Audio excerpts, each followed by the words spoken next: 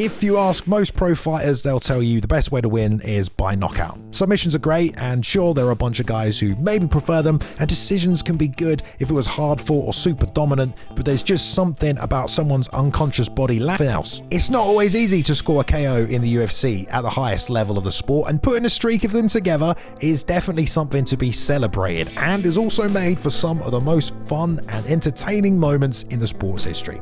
I'm Bailey, and from MMA On Point, a big thank you to all of the MMA On Point Hall of Famers for all the support you give the channel, and these are the 10 most incredible knockout streaks in UFC history. And just to clarify as well before we get started, yes, TKOs do count. The UFC always include them when added up knockout streaks, so yep, they are part of the finishes in this video. Number 10, Thiago Alves. Famous perhaps as the only Brazilian to join American top team to get better at his jiu-jitsu because his striking was already so good, Thiago Alves arrived in the UFC in 2005 and would rack up a streak of devastating performances using his powerful Muay Thai that took him all the way to a welterweight title challenge. Alves also put together a devastating 5-fight KO streak in the UFC, and it all began 5 fights into his UFC career with a 2-round demolition of Tony D'Souza, who level changed right onto a knee.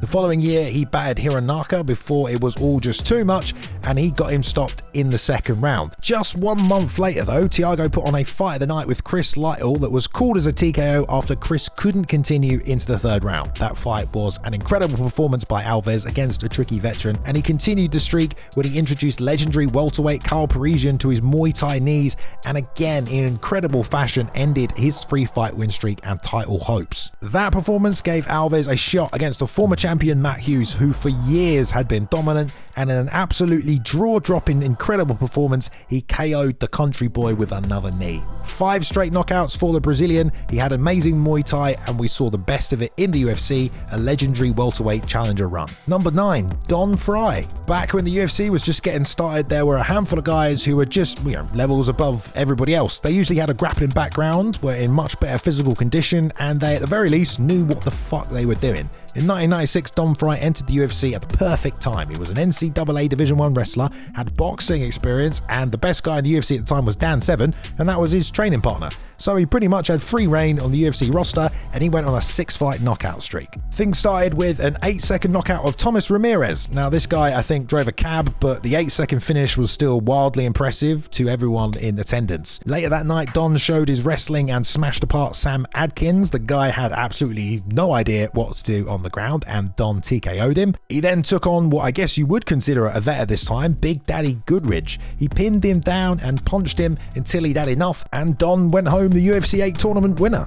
At UFC 9, he fought Armory Batech, and he completely controlled him, dropped some nasty elbows, and just smothered him until John McCarthy had to stop the beatdown. That made it 4 knockouts in a row, and at the next UFC, he came back to face Mark Hall, who was actually fairly decent, but Don still beat him up for 10 minutes until the punches and headbutts were just too much. Next up that night was UFC newcomer Brian Johnston, and once again the Don got on top and looked as physically dominant as ever. He kept dropping elbows until Brian didn't want any more. It was pretty much unheard of at the time to rack so many finishes together, and now, nearly 30 years later, there's only a handful of people that have even come close to his record of 6 stoppages. Now, okay, they weren't against the most credentialed opponents, that's why Don Frye's here at number 9, but it was still incredible to watch at the time, and he got all 6 wins in less than 6 months, which is even more insane. Number 8, Junior Dos Santos. UFC debuts just don't get much better than JDS. He was a massive underdog against Fabricio Verdum, who was a rival of his teammate Nogueira, and he entered the UFC and knocked him out in just about a minute. It was a massive upset and incredibly impressive, and it was the start of one of the best runs towards a title for any UFC newcomer and one of the best KO streaks the division had ever seen. After Verdum, Jr. was matched up with the tallest man in the promotion's history, Stefan Struve. He walked through him like the Terminator, unloading combinations for another TKO in just 54 seconds. Then he took on the legend, Mirko Cro Cop. It was a super exciting fight between a vet and a newcomer, both great strikers, and unbelievably, he made Cro Cop quit. Still technically goes down as a TKO though, so that was 3. Then it was back to business. Another incredible first round knockout over another Pride star, Gilbert Yvel. It only made people believe even more in his knockout power, and then he topped it off by going toe-to-toe with the divisional vet, Gabriel Gonzaga, and again, managed to get another badass knockout. People were really hyped on JDS after that one, and it was 5 knockouts in a row, but the streak ended when Roy Nelson became the first man ever to go the distance with him. Number 7, Justin Gaethje. Well, this particular list is just about UFC knockout streaks. Not that other promotions haven't had their own guys go on epic runs, but that at least keeps things somewhat fair, right? In terms of the level of competition. I'm only bringing it up because it's a shame. Justin Gaethje's knockout streak in the World Series of Fighting was absolutely incredible to watch take place outside the UFC, and it set him up great for when he arrived, but he kind of dropped some losses to the best lightweights and had to change his style, but he only became even more effective. He went on just a 4-fight knockout streak, but it was too incredible not to put on this list. Firstly, the UFC put him up against James Vick, a guy on a 4-fight win streak. I mean, honestly, it looked like Justin might drop 3 L's in a row, but in devastating fashion, Gaethje knocked him out in less than 2 minutes. Apparently, he had one-punch KO power now, and then we saw it again in his next fight against Edson Barbosa. Justin landed another one-punch KO inside the first round. Then they booked what could have been a BMF title fight against Cowboy Cerrone, who had been on a win streak before they stopped his fight with Tony Ferguson because of the alien on his face. It was 2 great strikers, they clashed, but again, inside the first round, incredibly, the highlight stopped another UFC lightweight. And then perhaps the most incredible performance on this knockout streak was against Tony Ferguson for the interim lightweight title. It happened right at the start of the pandemic, and Justin's punches echoed off El Kukuri before he got the TKO in the 5th round, making it one hell of a 4-fight knockout streak for the highlight. It wasn't just the KOs, it was also the level of competition he beat on the way that gives him this spot on number 7.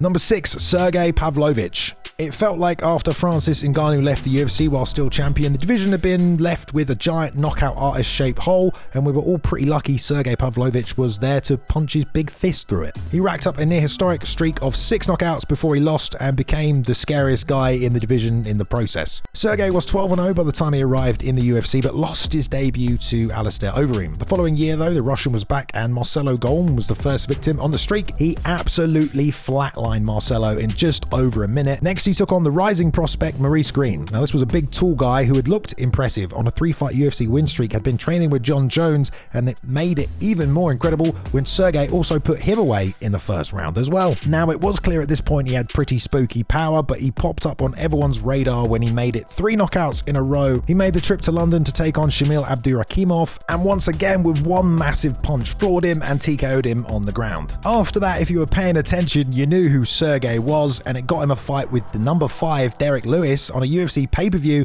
He went toe-to-toe with the KO King himself. They traded punches and he came out on top. It was incredibly impressive, and that made it 4 KOs for the big Russian. There's not many ways you could be more impressive than dusting a guy like Derek Lewis in just 55 seconds, except when Sergey topped that performance off, taking on another slugger in Tai Tuivasa. And this time he did exactly the same thing again, only 1 second faster. Just 54 seconds, he went power for power with another UFC knockout artist and incredibly came out on top. 5 is really impressive. Not many people ever make it to 6 knockouts in a row, but Pavlovich did. He matched up with Curtis Blades, and in another performance of the night, once again caught him with a big punch and wailed on him until he got the TKO finish. He then got to fight for an interim title against Tom Aspinall, and if he would have won, he would have drawn with the UFC knockout record, but nonetheless, 6 knockouts all in the first round, nothing short of incredible. Number 5, Francis Ngannou. Now, I've ordered this by the most incredible knockout streaks. There's not many parts of Francis Ngannou's career that weren't impressive. I mean, some people would argue he's the hardest hitting heavyweight of all time,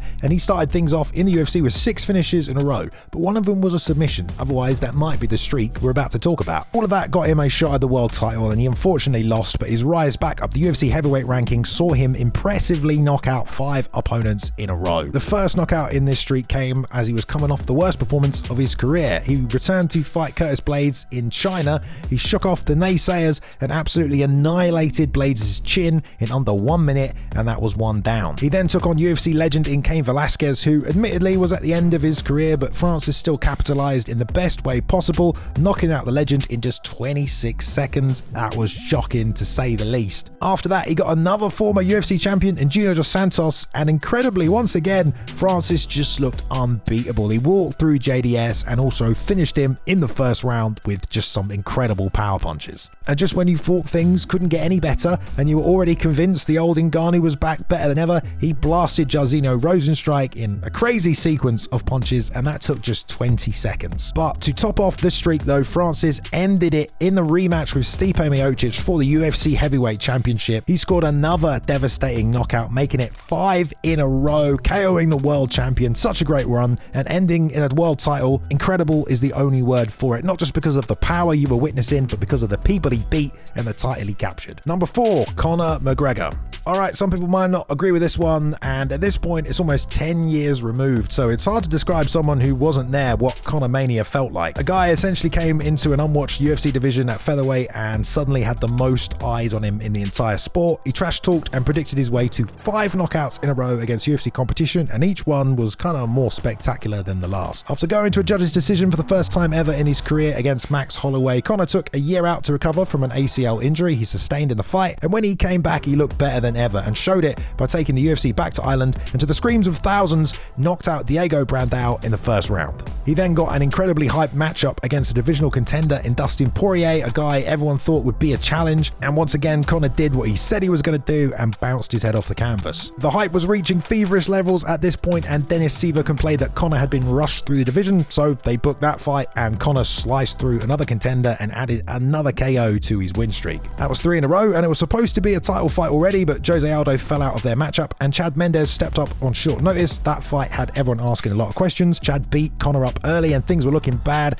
but come on, it was pretty incredible the way McGregor shot back up with seconds left in the second round and knocked out Mendes to claim interim gold. And then in what was perhaps the most incredible singular knockout in MMA history, McGregor did perfectly predict the finish against Jose Aldo and ended a 10-year unbeaten streak in just 13 seconds. 5 knockouts to take over the world. I mean, nothing short of incredible. Number 3, Stipe Miocic. It was pretty obvious early on that Stipe Miocic was a one-of-a-kind heavyweight. He had great speed and wrestling to back up his boxing, and once he got some momentum going, he ran through a who's who of heavyweight legends, putting together a 5-fight knockout streak that had some calling him the best heavyweight of all time. After a tough title eliminator against JDS didn't go Stipe's way, he went back to the rankings to work his way towards what he wanted most, a UFC title, and he kicked off his epic run by steamrolling poor Mark Hunt for 5 rounds before it just became obscenely one-sided and he got the TKO. He then went up against the former champ Arlovski, who was on a 4-fight win streak of his own, but despite that, Stipe made it all look too easy, and looking like a future champ, he got another knockout. And then after that, he faced off against Fabricio Verdum in a spectacle. It was in Brazil in front of thousands of hostile fans, but again, Stipe pulled off an incredible first round KO to become the world champion. And the run only continued from there though. Alistair Overeem challenged for the title off the back of a 4-fight career resurgence of his own. He even hurt Stipe early in the first round, but just when he thought the run was over, somehow Miocic turned the tables and scored another first round knockout. They gave JDS the rematch next, the guy he'd lost to, and Stipe this time definitively answered the questions of who was better, cracking him with a right hand and making it 5 knockouts in a row in a pretty epic run that had people naming him as, the GOAT of the heavyweight division. The streak was only ended when Francis Ngannou somehow managed to survive all 25 minutes of their first fight. Number 2, Anderson Silva.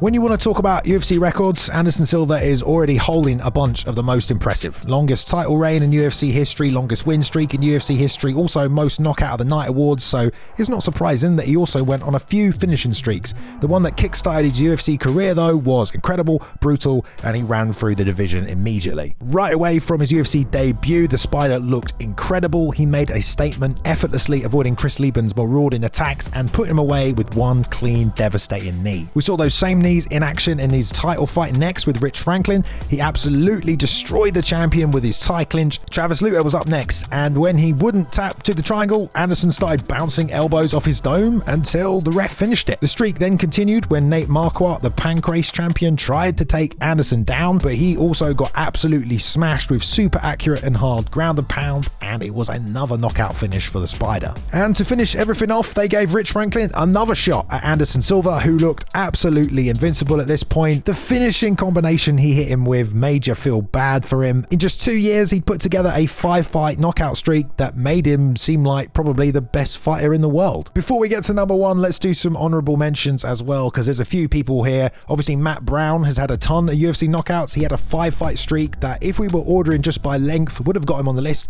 but in terms of quality of opponent, it wasn't as incredible as some of these others. Max Holloway had a great 4-fight knockout run, but he's not really much of a knockout artist. Definitely got to give him a shout out though. He was finishing so many guys. And the hitter, Thiago Santos, he also had a 4-fight knockout streak in the UFC, but again, it wasn't against the same level of competition as some of these guys. So let me know if you think I missed anyone else out, but here we go. Number one, Chuck Liddell.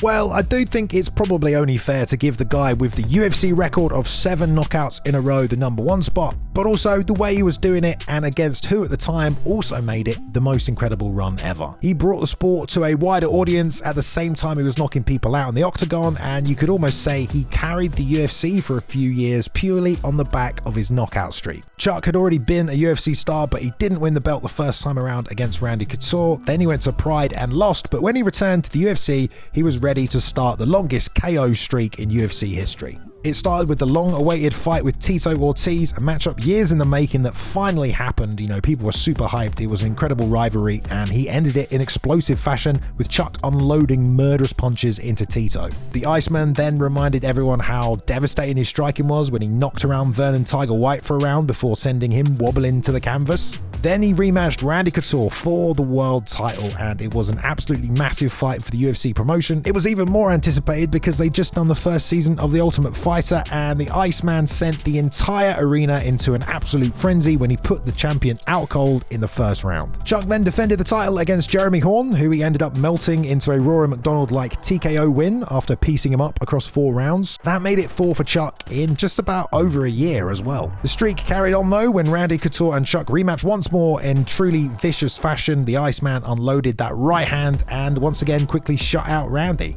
That was another spectacular KO, but Chuck was not done there. Old rival Babalu Renato Sobrul was riding a 10-fight win streak and was next in line for the shot at the belt. It was a rematch 4 years in the making, and everyone expected a tough fight, but it only lasted, about a minute? Unbelievably, again, the Iceman had struck another KO, making it 6 in a row. Liddell then made one last defense against Tito Ortiz, and at this point, people thought he was, invincible. He certainly looked it again as he dropped bombs on the Huntington Beach's finest, putting a cap on a 7-fight knockout streak that still in 18 years has not been broken. That video fired me up. We just watched a whole bunch of knockouts, okay? Some pretty insane stuff, but we got to celebrate these things, all right? Because they don't even track this on the UFC website. I don't know why. Anyway, guys, someone else who's never been knocked out, editor of today's video, Luke Taylor. He's not Scouse, he's from Essex like me, but you can follow him at @calltome_ and enjoy some videos that he makes over there. Check him out. If you want to be a channel member here at MMA On Point, well, boom, I got some news for you. The whole channel member access is now available for $7.99, okay? You get writers' meetings, unedited versions of the podcast if you've been enjoying those, fighter interviews, whatever else. You want to join? Click the button down below or the link in the description. But thank you to the channel champions here at MMA On Point for supporting the video. Love it. Who had the best knockout streak? You might not agree, it's Chuck Liddell. He's got the longest one. He should probably be number one, but you might not, it's all right. Maybe I missed someone out that you thought should be on here. There's a few other 4 streakers knocking around, some 3ers. Give us a thumbs up if you enjoyed the video and subscribe if you want to see more. We put out a ton of videos every single week, guys. But until then, I'll see you in the next one. I've been Bailey, and have a good time, have a good night. I'm going. I'm out of here.